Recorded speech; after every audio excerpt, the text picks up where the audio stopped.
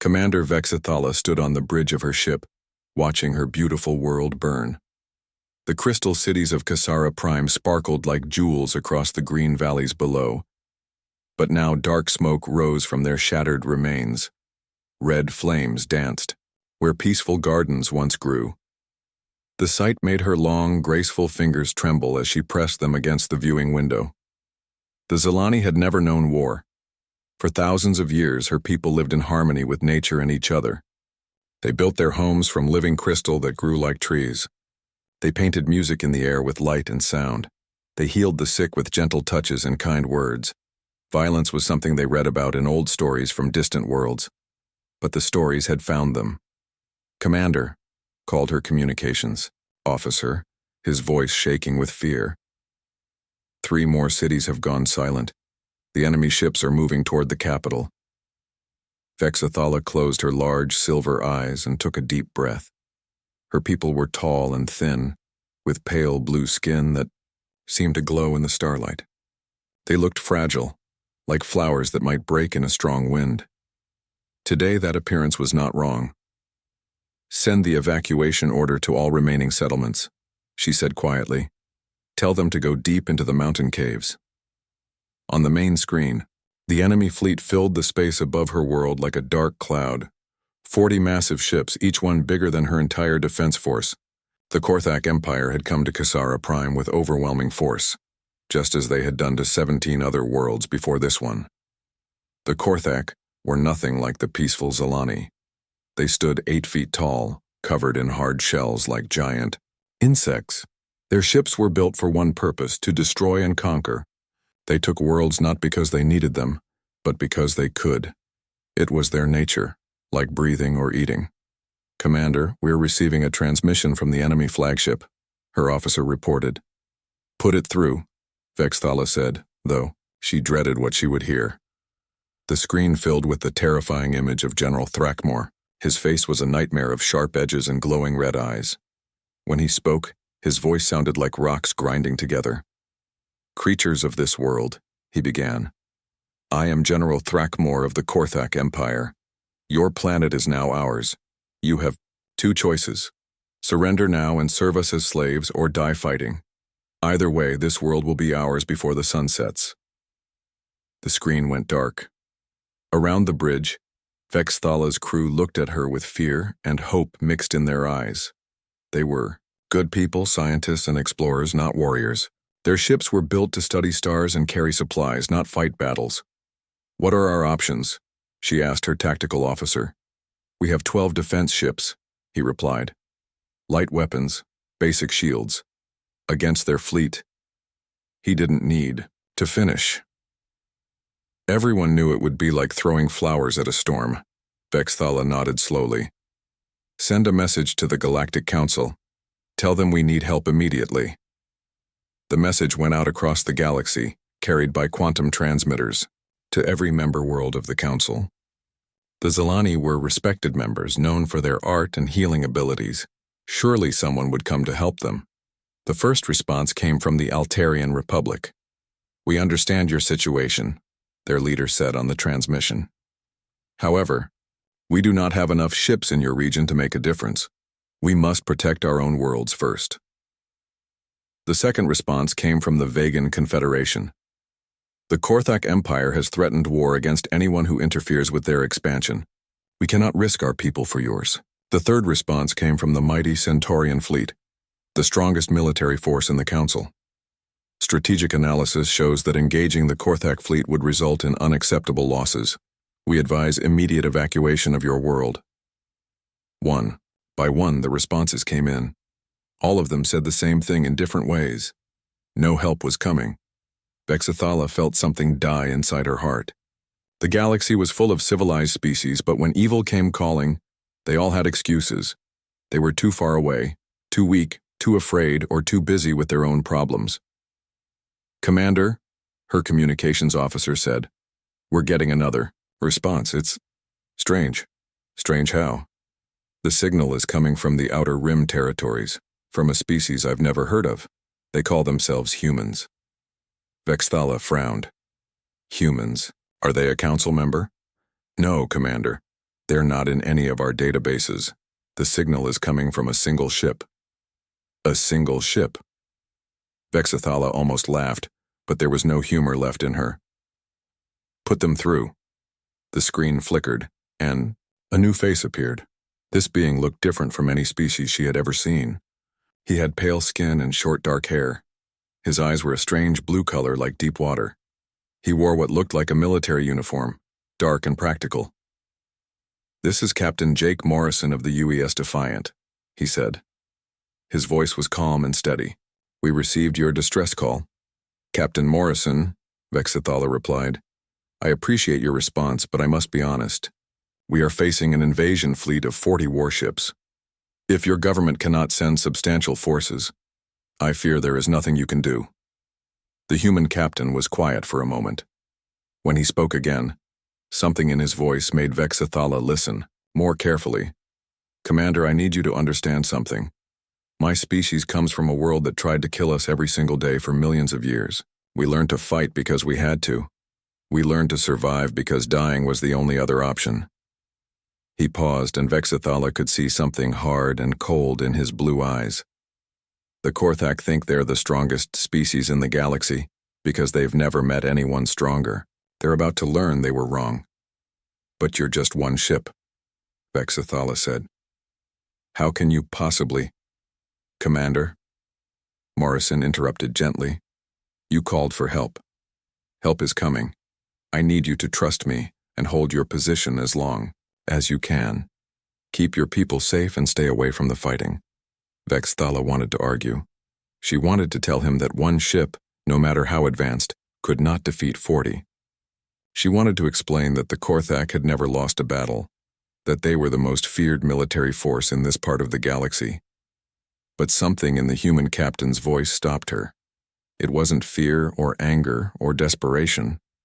It was something she had never heard before in her peaceful life. It was the voice of someone who had seen terrible things and done terrible things, but who had chosen to use that experience to protect others. "What should we tell our people?" she asked. "Tell them to stay strong," Morrison replied. "Tell them that help is coming from Earth, and tell them that the Korthak have made a very big mistake." The transmission ended, leaving the bridge in silence. "Commander," her tactical officer said quietly, "should we really trust these humans? We don't know anything about them." Vexathala looked out at her burning world. In the distance, she could see Korthak landing ships beginning their descent to the surface. Soon her people would face the nightmare of ground invasion. "We don't have any other choice," she said finally. "Send the message to all settlements. Tell them that allies are coming. Tell them to hold on a little longer." As she gave the orders, Vexathala wondered what kind of species called themselves human. What kind of world had created beings who would travel across the galaxy to help strangers? What kind of people had voices that carried both gentleness and terrible strength? She was about to find out. Far away in the darkness of space, the UES, Defiant changed course and began moving toward Kasara Prime.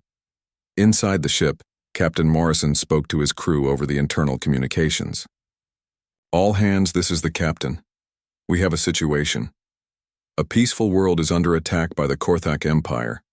The Galactic Council has refused to help. We're going in alone." He paused, looking around at the faces of his crew. They were young and old men and women, all of them far from the world they called home, all of them ready to fight for people they had never met. The enemy has 40 ships. They have never been defeated. They think fear and cruelty make them strong. Morrison smiled, and it was not a gentle expression. "They're about to learn what real strength looks like. Prepare for battle stations." The ship accelerated toward the battle, carrying with it all the fury and determination of the human race. The ground shook under Commander Vexathala's feet as another Korthak bomb fell somewhere in the distance. Through the windows of her command center, she could see the dark shapes of enemy landing ships dropping from the sky like deadly rain. Each one carried 100 Korthak warriors, armed and ready to destroy everything in their path. "Commander, the enemy has landed forces in 12 locations across the planet," reported her tactical officer. His voice was getting weaker with each update. Fear was taking hold of everyone. Vexathala nodded but kept watching the sky. Where were the humans? It had been 6 hours since Captain Morrison promised help was coming. 6 hours while her world burned and her people hid in caves like frightened animals. High above the planet, General Thrackmore stood on the bridge of his flagship, the Death's Edge. His red eyes gleamed with satisfaction as he watched the reports come in. The conquest was going exactly as planned. His ground forces were moving toward the major population centers, and the weak Zelani defense ships had retreated to the far side of the planet. General, his communications officer called out, "We're detecting a single ship dropping out of hyperspace." Thrackmore barely looked up from his tactical display. "One ship? Destroy it." "Sir, it's not responding to our warnings to leave the system. The ship identifies itself as the UES Defiant." UES? Thrackmore finally turned his attention to the main screen. A small ship appeared there, much smaller than his massive dreadnoughts. It looked strange, built with odd angles and what seemed like weaker materials. "What species?" "They call themselves humans, sir. I have never heard of them." Thrackmore laughed, a harsh sound that echoed through the bridge. "Humans. Another weak species trying to play hero. How many ships do they have?" "Just this one, sir." The laughter grew louder. Thrackmore had conquered 17 worlds with this fleet. He had destroyed armies, shattered planets, and broken the will of entire species. Now a single unknown ship dared to challenge him. "Open a channel to this human ship," he ordered. "Let's see what these creatures have to say before we crush them." The transmission connected and Captain Morrison's face appeared on the screen. Thrackmore studied the alien features with curiosity. The being looked small and soft, with no natural armor or visible weapons. Its skin was pale and fragile-looking. Its eyes were blue like water. "This is General Thrackmore of the Korthak Empire," he announced. "You are interfering with our conquest of this world. Leave now or be destroyed." The human captain looked directly at him without any sign of fear. When he spoke, his voice was calm and cold. "General Thrackmore, this is Captain Jake Morrison. You have 30 minutes to withdraw all your forces from Zelani space. This is your only warning." The bridge fell silent. Even Thrackmore's officers stopped what they were doing to stare at the screen. No one had ever spoken to their general like that. No one had ever given him warnings or ultimatums. Thrackmore's laughter returned, but this time it was filled with genuine amusement. "Did you just threaten me, human? Do you see my fleet? 40 warships, 5,000 troops already on the ground. You have one small ship."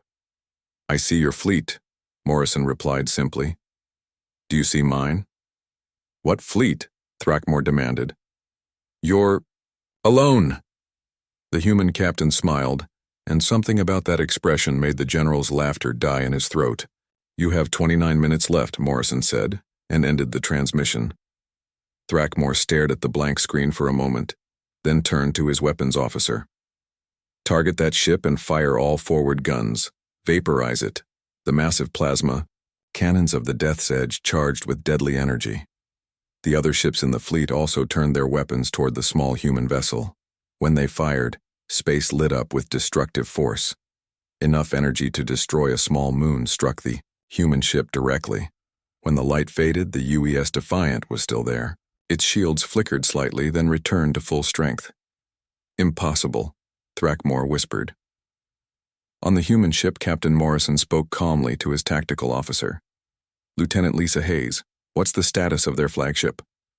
Lisa Hayes was a young woman with short red hair and green eyes. She studied her instruments with professional focus. "Their shields are down to 60%, Captain. Should I continue with minimal force?" "Minimal force?" Morrison asked. "Yes, sir.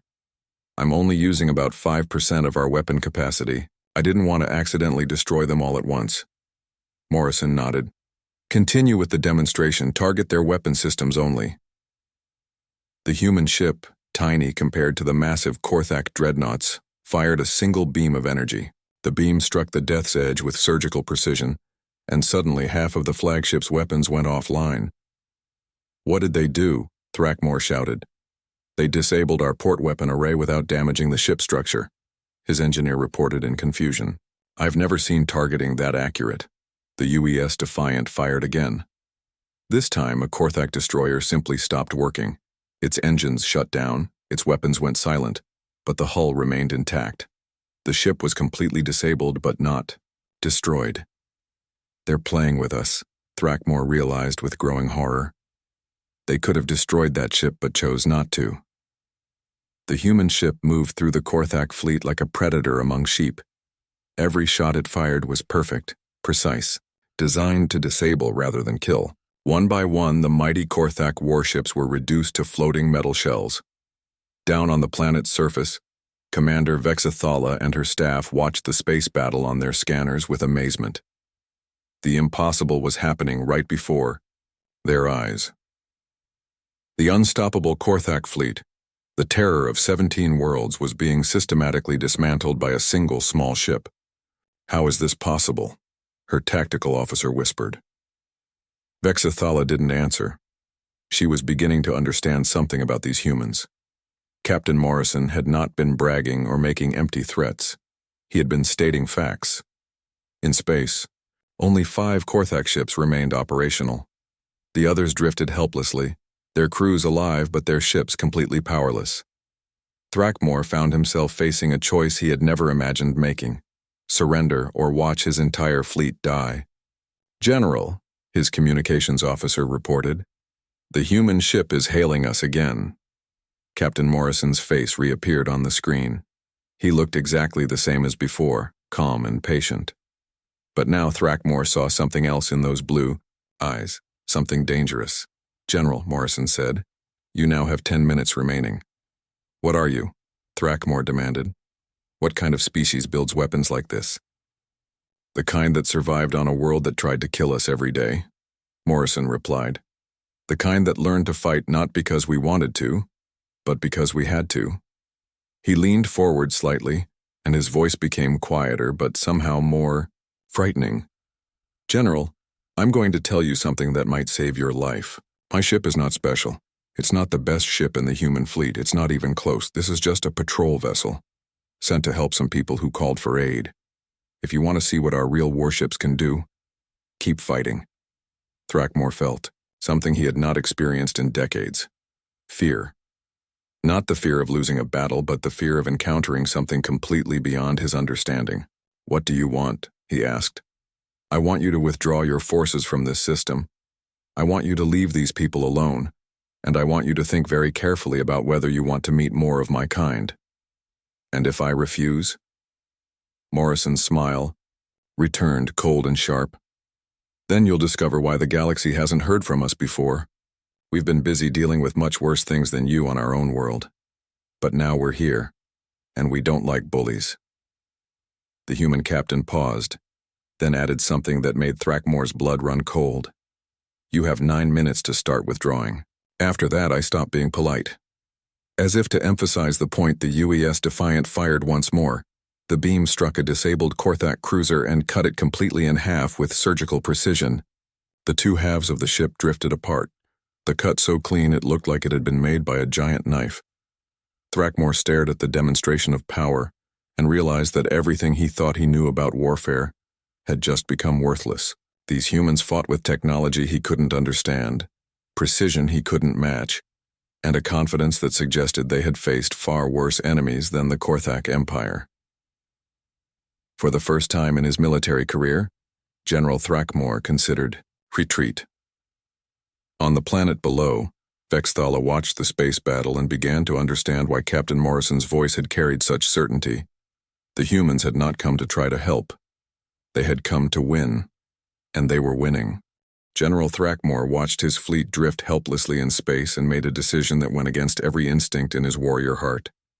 If he could not win in space, he would win on the ground. His troops were already deployed across the planet's surface, and surely these mysterious humans could not be everywhere at once. "All ground forces," he spoke into his communicator, "accelerate the invasion. Take the major cities before the humans can interfere. Kill anyone who resists." On the surface of Kasara Prime, Captain Zektar received the order with satisfaction. He commanded 3,000 Korthak warriors spread across the crystal city of New Harmony. The Zelani civilians had fled, but there were still thousands hiding in the buildings and underground tunnels. Zektar stood 8 feet tall in his battle armor, his chitinous shell gleaming in the alien sunlight. His warriors were the finest, soldiers in the Korthak Empire, trained from birth to kill without mercy. They had conquered cities on 17 worlds. This would be no different. "Begin the final assault," he commanded. "Leave no building unsearched. Find them all." But as his forces moved deeper into the city, something changed. The air itself seemed to become dangerous. Zektar felt eyes watching him from every shadow, every rooftop, every darkened window. His soldiers, normally fearless, began to move, closer together. "Captain," reported one of his squad leaders, "we're getting strange readings on our motion detectors. There are life forms moving around us, but we can't see them." Zektar checked his own sensors. The readings were there, faint, but consistent. Something was stalking his forces through the crystal streets. Then the first scream echoed across the city. Squad 7 had been moving through the market district when they simply vanished. One moment they were there on the communications network, reporting their position. The next moment, silence. "Squad 7 report," Zektar called into his radio. No response. Squad 12 went silent 10 minutes later, then Squad 3. One by one, entire units of Korthak warriors were disappearing without explanation. "Captain, we found Squad 7, reported a trembling voice. "They're alive, but they're all unconscious. Their weapons are gone and their armor has been removed. Someone left them tied up in the fountain square." Zektar felt a chill run through his exoskeleton. Warriors did not just fall unconscious in the middle of a battle. Someone had defeated them so quickly and quietly that they could not even call for help. "Who did this?" he demanded. "We don't know, sir. There are no signs of a fight. It's like they were all taken down at the same time by ghosts." Then Zektar heard something that made his blood freeze. A voice, calm and human, speaking from somewhere nearby. "Attention, Korthak forces. This is Sergeant Alex Rodriguez of the Earth Defense Corps. You are surrounded. Lay down your weapons and surrender immediately." Zektar spun around, trying to locate the source of the voice. His remaining warriors formed a defensive circle, their plasma rifles ready, but they saw nothing except empty streets and crystal buildings. "Show yourself, coward," Zektar shouted. "Face us like a warrior." The response came from a different direction entirely, as if the human had moved impossible distances in seconds. "I'm right here." A figure stepped out from behind a crystal pillar 20 feet away. Zektar's first thought was that this could not be the enemy. The being was smaller than a Korthak warrior, wearing dark armor that looked primitive compared to their advanced battlesuits. Its face was visible through a clear helmet, showing pale skin and dark eyes. "You're just one human," Zektar said, almost laughing with relief. "I have 50 warriors here."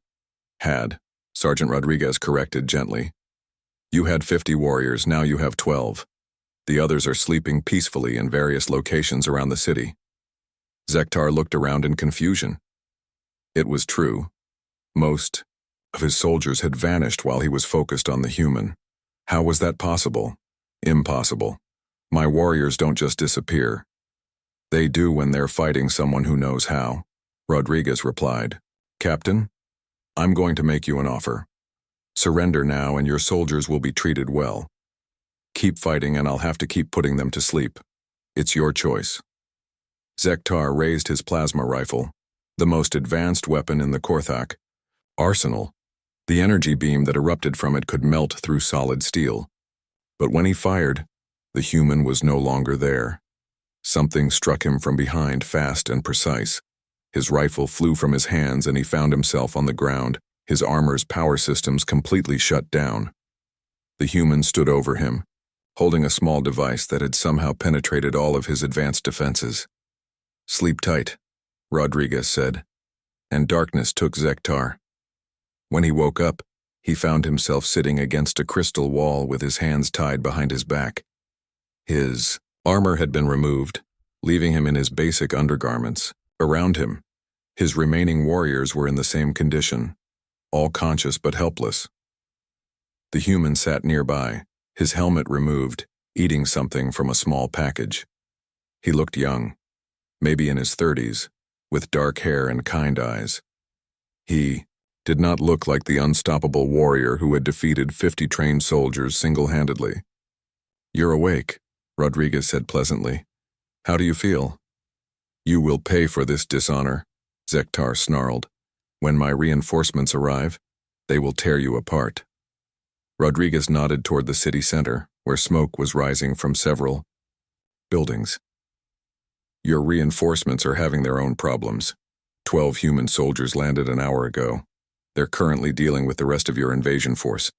As if to prove his point, explosions echoed in the distance, followed by the sound of Korthak voices calling for retreat. 12 soldiers? Zektar could not believe it. 12 against 3,000? "Actually, it's not really fair," Rodriguez admitted. "We probably should have sent fewer people, but we wanted to make sure no civilians got hurt." A new voice spoke from nearby. A young Zilani female emerged from behind a crystal formation, carrying medical supplies. Her name was Lyra, and she moved with the careful grace of her people. "Sergeant Rodriguez," she said, "some of the captured Korthak have injuries. Should I treat them?" "Of course," Rodriguez replied immediately. "Everyone gets medical attention, friend or enemy." Zektar watched in amazement as the fragile-looking Zilani began checking on his wounded warriors. She was gentle and careful, treating their injuries despite the fact that they had come to destroy her world. "Why?" he asked Rodriguez. "Why help? Soldiers who tried to kill you?" The human looked at him with those strange, calm eyes. "Because that's what decent people do. We fight to protect others, not because we enjoy violence. Your soldiers were following orders just like mine. That doesn't make them evil." Rodriguez stood up and walked over to where Lyra was bandaging a Korthak warrior's arm. The alien soldier flinched away from the human, expecting pain or death. Instead, Rodriguez gently helped hold the injured limb steady while Lyra worked. "Easy there," Rodriguez said softly. "We're not going to hurt you. The fighting is over." The wounded Korthak stared at both of them in confusion. In his culture, captured enemies were either killed or enslaved. The idea of receiving care and kindness from those he had tried to destroy made no sense to him. "I don't understand," the warrior said in broken Galactic standard. "Why help me?" Rodriguez smiled, and there was no cruelty in it, only sadness. "Because someone has to break the cycle. Your people hurt others, so others hurt you, so you hurt more people. It never ends unless someone chooses to stop." From across the city, more human voices could be heard on the communication channels. Private Danny Kim reported from the East District. "All enemy forces in Sector 7 have been secured. No casualties on either side. They're all just taking a nice nap." Corporal Maria Santos called in from the residential area. "Found about 200 Zilani civilians hiding in the underground shelters. They're scared but unharmed. I'm showing the children how to make emergency signals in case they get separated from their families." Staff Sergeant Bobby Johnson's team had taken the spaceport. "All Korthak landing craft are secured. The crews are alive and unharmed, but their ships won't be flying anywhere for a while." Listening to these reports, Zektar began to understand something that terrified him more than any weapon. These humans were not just better fighters than the Korthak. They were better at everything. They moved like shadows, struck like lightning, and showed mercy like saints. They treated their enemies with more kindness than the Korthak showed their own allies. "What kind of world creates beings like you?" he asked Rodriguez. The sergeant sat down again and looked up at the alien sky. "A world that tried to kill us every single day. Earthquakes, volcanoes, storms, diseases, predators, ice ages, asteroid impacts. We learned to be tough because we had to be, but we also learned something else." "What?" "We learned that survival isn't just about being strong. It's about working together. It's about protecting each other. It's about being willing to sacrifice for something bigger than yourself." Rodriguez looked directly at Zektar. "Your people never learned that lesson because you never had to. You were always the strongest thing on your world. You never had to face anything that could wipe out your entire species." The human stood up and walked to the edge of the Crystal Plaza, looking out at the city where his fellow soldiers were ending a war without firing a single deadly shot. 3 days after the battle, Commander Vexathala stood in what used to be her command center and tried to understand what had happened to her world. The Korthak invasion was over, but the aftermath was unlike anything she could have imagined. The human ships had arrived in numbers that defied belief. Not just one vessel like the UES Defiant, but dozens of them, each one carrying supplies, medical equipment, and construction robots. The humans were not just defeating their enemies. They were rebuilding everything the Korthak had destroyed. Colonel Frank Miller walked into the command center, his weathered face serious as always. He was older than the other humans Vexathala had met, with gray hair and deep lines around his eyes. He moved with the careful precision of someone who had seen many battles. "Commander," he said, nodding respectfully to her. "We need to talk. My intelligence people have discovered something troubling about this invasion." Vexathala gestured to the chairs around her planning table. "Please, Colonel, what have you learned?" Miller sat down and activated a holographic display that showed star maps and tactical information. "The Korthak didn't attack your world at random. This was a test." "A test of what?" "A test of us. Of humans." Miller pointed to several marked locations on the star map. "Our analysts have been questioning the captured Korthak officers. They've been watching Earth since we made first contact with the galaxy 2 years ago. They've been studying our methods, our technology, our military responses." Lieutenant Commander Rachel Stone entered the room carrying data tablets and looking tired. She was a small woman with blonde hair and sharp blue eyes that seemed to see everything. She worked in human intelligence and had spent the last 3 days interrogating prisoners and analyzing captured data. "Commander Vexathala," Stone said, "the Korthak Empire has files on us that go back 18 months. They know about our ship designs, our weapons capabilities, even our military training programs." Vexathala felt a chill run through her. "They were planning to attack your people?" "More than that," Miller replied grimly. "They were planning to prove that humans could be beaten. The Korthak have built their entire empire on being the strongest, most feared military force in the galaxy. But when we showed up, other species started asking questions." Stone activated another hologram. This one showed intercepted communications between different worlds and governments. After word spread about human military capabilities, several Korthak client species began refusing their demands. The Antaran Collective stopped paying tribute. The Helix Federation withdrew from their alliance. The Empire was losing control. "So they decided to destroy us publicly," Miller continued. "Attack a world under human protection and crush our response.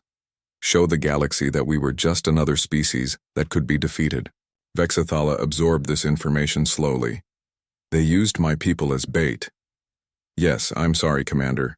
Your world was chosen specifically because it was peaceful and defenseless. They knew we would respond to your distress call, and they planned to make an example of us." The Zilani commander felt anger building inside her, an emotion her peaceful people rarely experienced. The Korthak had not just invaded her world for resources or territory. They had turned her people into tools in a larger plan to destroy those who had come to help them. "What happens now?" she asked. Before Miller could answer, Sergeant Peter Johnson's voice came over the communication system. He was leading a patrol team in the northern settlements. "Colonel Miller, you need to see this. We found something in the abandoned Korthak base camp." "What is it, Sergeant?" "Records, sir. Detailed plans for attacks on human colonies. They weren't just planning to fight us here. They have target lists for every human settlement in this sector of the galaxy." The room fell silent. Vexathala looked at the human officers and saw something change in their expressions. The calm professionalism was still there, but underneath it was something harder and more dangerous. "How many human worlds?" Miller asked quietly. 17, sir. Including Earth itself." Stone closed her eyes and took a deep breath. "They were planning genocide, complete extermination of our species."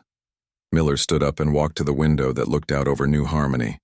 Human construction crews were working alongside Zilani volunteers to rebuild the crystal structures that had been damaged in the fighting. Children from both species played together in the temporary shelters. "Colonel," Vexathala said carefully, What will your people do with this information? That's not up to me, Miller replied. But I can tell you what's already happening. Admiral Robert Kane is on his way here with the main battle fleet. Captain Morrison's report has reached Earth Command. The human government is not happy about what they've learned. As if summoned by his words, tech specialist Amy Clark's voice came through the speakers. She was working in the captured Korthak command ship analyzing their databases. Colonel, I've broken through their encrypted files. Sir, you're not going to believe what I found. Tell me, specialist. The Korthak have been doing this for centuries, not just conquering worlds, but studying species and then eliminating any that might become threats. They have files on 43 different civilizations that they've completely wiped out because those species showed too much potential. Clark's voice became quieter, more disturbed. They call it the Dominance Protocol. Any species that develops technology or social systems that might challenge Korthak supremacy gets marked for elimination. Captain Steve Brooks, who had been monitoring Korthak communications, added his own disturbing report. Colonel, we're intercepting messages from other Korthak fleets. They're not retreating. They're regrouping. General Thrackmore's failure here has convinced their high command that humans are the threat they feared we were. What does that mean? Vexathala asked. It means they're coming for us with everything they have, Miller said simply. They're mobilizing their entire empire for a war of extermination against humanity. Stone pulled up another display showing ship movements across the galaxy. We estimate they can bring together nearly 1,000 warships within 6 months. Their plan is to hit every human world simultaneously, overwhelming our defenses before we can coordinate a response. Vexathala stared at the tactical information with growing horror. Can your people defeat such a force? Miller was quiet for a long moment. When he spoke, his voice carried the same cold certainty that Captain Morrison had shown during the space battle. Commander, I'm going to show you something that most non-humans have never seen. Amy, display the Earth Defense Archive. The hologram changed to show images that made Vexathala gasp. She saw Earth, the human homeworld from space. But this was not the peaceful blue and green planet she had expected. This was a world of constant violence, massive storms that could flatten entire continents, volcanoes that could block out the sun for years, ice sheets that covered half the planet, earthquakes that split the ground for thousands of miles, asteroid impacts that created craters the size of small countries. This is our world, Miller said quietly. This is what made us. Every day for 4 billion years, Earth tried to kill everything that lived on it. Most species died out. The ones that survived had to become very good at 2 things, adapting and fighting back. The images changed to show human history. Wars that involved entire continents, weapons that could destroy cities in seconds, conflicts that lasted for generations, but also cooperation on massive scales, technological advances that seemed impossible, and the gradual spread of human civilization to other worlds. The Korthak think they're preparing for war against just another species. Miller continued. They don't understand what they're really facing. They're going up against 4 billion years of evolution that turned survival into an art form. Amy Clark's voice came through the speakers again, but this time she sounded different, excited and frightened at the same time. Colonel, I just received a priority transmission from Earth Command. Admiral Kane's fleet isn't just coming here. They're bringing something else. What? The Genesis Project, sir. They're bringing the Genesis Project. Miller's face went pale. Even Stone looked shocked. What is the Genesis Project? Vexathala asked. Miller sat back down heavily. It's our final solution. The weapon we built in case we ever faced extinction. We hoped we would never have to use it. He looked at Vexathala with tired eyes. Commander, your people called for help against the Korthak Empire. You're about to learn what happens when you wake up the Deathworlders of Earth. Outside the window, more human ships were arriving in the system. But these were not the construction vessels and medical ships that had come before. These were warships, dark and angular, built for one purpose. The galaxy was about to discover why humans had survived on the most dangerous planet known to science, and why that made them the most dangerous species in the universe. 6 months later, Commander Vexithala stood on the observation deck of the human battleship UES Victory and watched the end of an empire. Below them, the Korthak homeworld of Griktar hung in space like a wounded animal. The planet's massive defense stations were silent, their weapons disabled by surgical strikes from the human fleet. Admiral Robert Kane was nothing like the other humans Vexithala had met. He was tall and gray-haired, with eyes that had seen too many battles. His voice carried the weight of command that came from making impossible decisions and living with the consequences. Emperor Thrakmal has agreed to meet with us, Kane announced to the assembled officers. He wants to discuss terms for surrender. The human fleet that surrounded Griktar was unlike anything the galaxy had ever seen. 500 ships, each, one built with technology that made Korthak weapons look like toys. But more frightening than their firepower was their restraint. They could have destroyed every Korthak world in hours, but they had chosen not to. Instead, they had fought the most precise war in galactic history. Every battle was planned to minimize casualties on both sides. Every strike was designed to disable rather than destroy.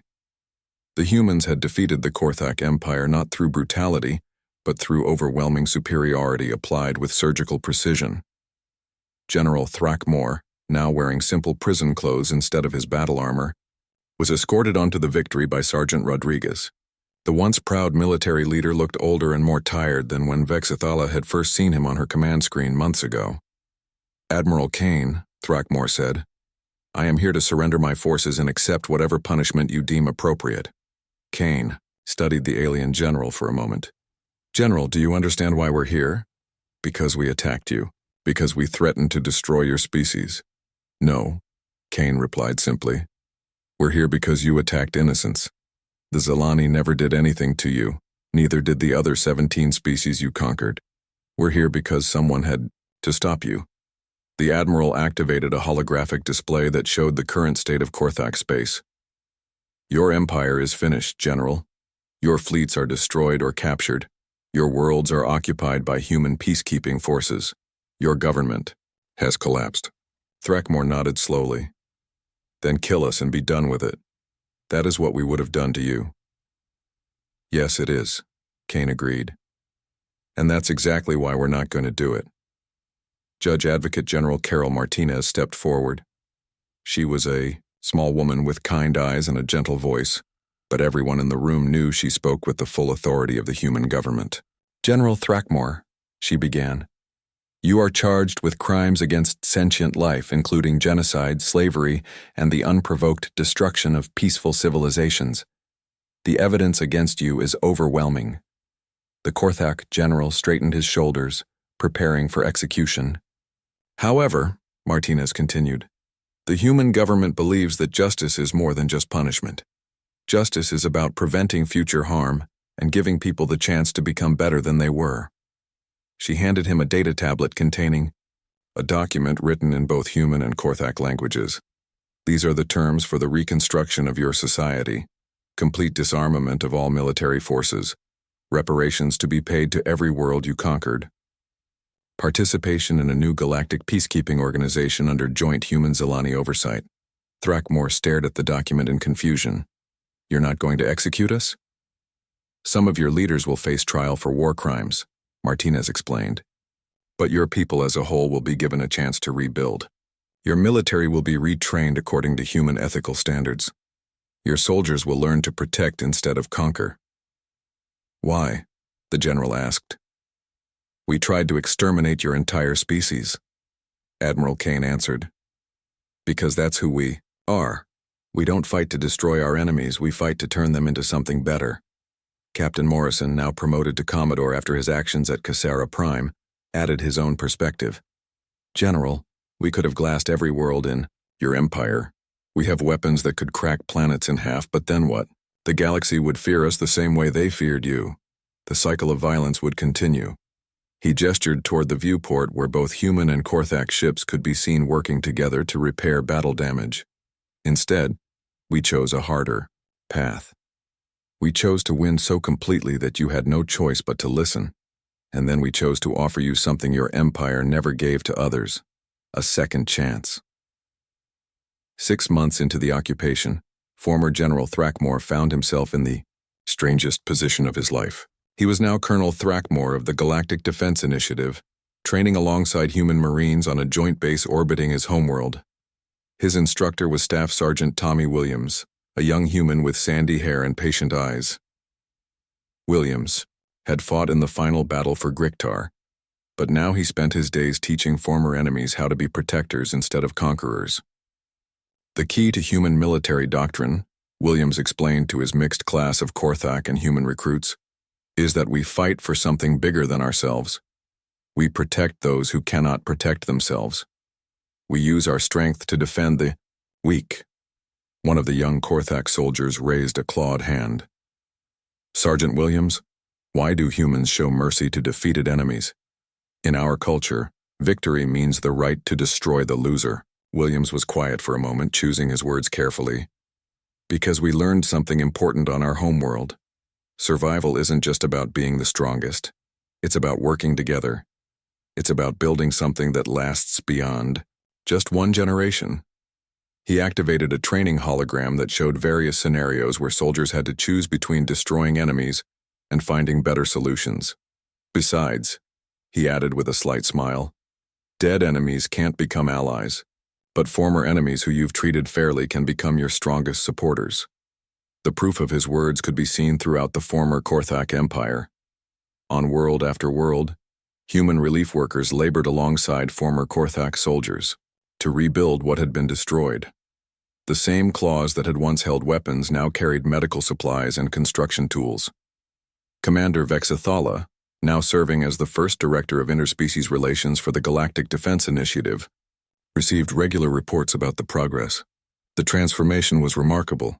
Species that had lived in terror of the Korthak were now working with them to build a more peaceful galaxy.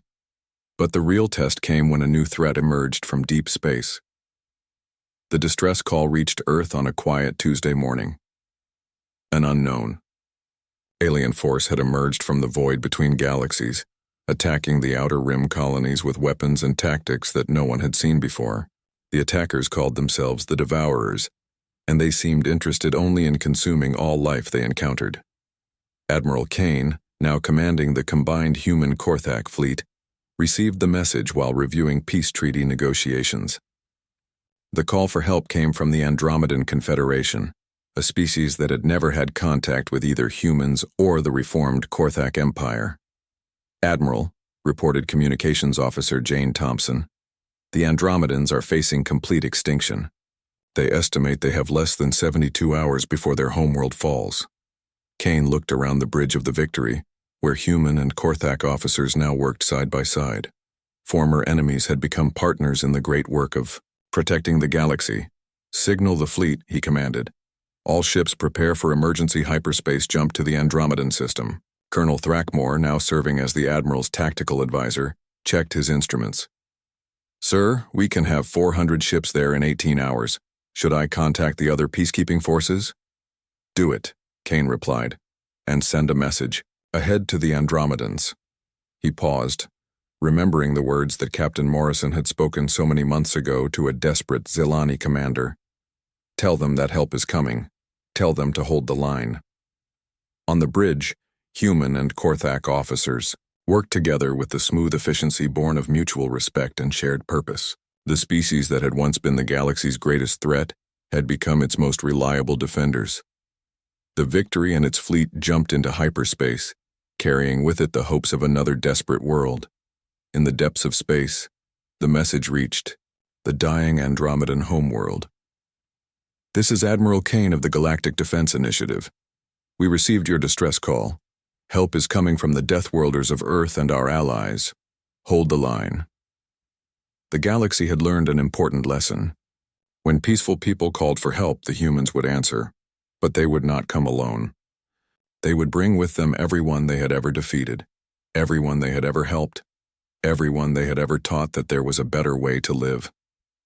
The Deathworlders of Earth had found their place in the universe. Not as conquerors, but as teachers. Not as destroyers, but as builders of something better, and the galaxy was safer for it.